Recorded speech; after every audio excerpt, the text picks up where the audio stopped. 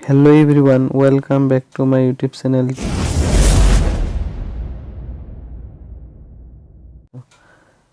আৰু আজি এটা বিশেষ ভিডিঅ' লৈ আপোনালোকৰ সন্মুখত উপস্থিত হৈছো।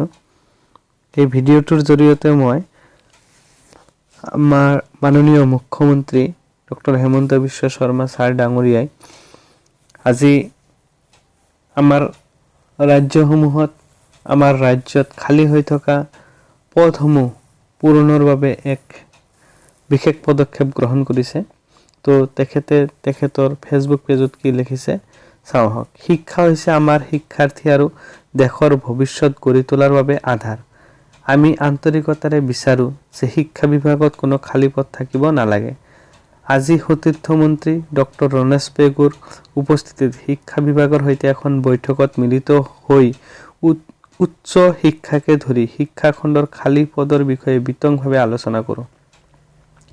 2022 ভিতৰত খালী পদবোৰ দ্ৰুততাৰে পূৰণ কৰাৰ বাবে ব্যৱস্থা গ্ৰহণৰ পৰামৰ্শ প্ৰদান কৰিছো। অৰ্থাৎ ইয়াৰ পৰা আমি বুজিব পাৰো যে অতি সোনকালে আমাৰ শিক্ষা বিভাগত যিখিনি পদ খালী হৈ আছে সেইবিলাক পূৰ্ণ হ'ব। তাৰ মানে অতি সোনকালে আমাৰ টেট পৰীক্ষা হয়তো অনুষ্ঠিত হ'ব। গতিকে ই আমাৰ কাৰণে নিবনুৱাসকলৰ কাৰণে এটা অতি গুৰুত্বপূৰ্ণ ভাল খবৰ আৰু ইয়াৰ লগতে প্ৰশাসনিক বিষয়সমূহৰো বুজ লওঁ বুলি কৈছে তেখেতে।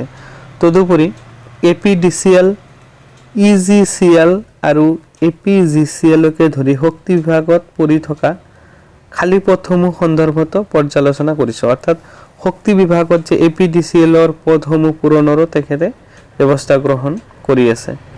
আৰু শক্তি বিভাগক ডিসেম্বৰৰ ভিতৰত খালী পদসমূহ পূৰণৰ প্ৰক্ৰিয়া আৰম্ভ কৰা আৰু খণ্ডটিৰ পুনৰ গঠনৰ বাবে নতুন খালী পদ সৃষ্টি কৰিব নিৰ্দেশনা প্ৰদান কৰো।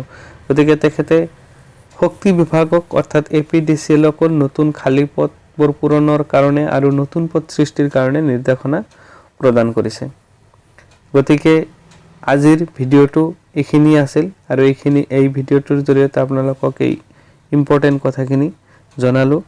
গতিকে এনেকুৱা ধৰণৰ আৰু খবৰ পাবৰ কাৰণে চেনেলটো সাবস্ক্ৰাইব কৰি কাষত থকা বেল আইকনটো দবাই দি অল নটিফিকেশন অন কৰি ৰাখিব।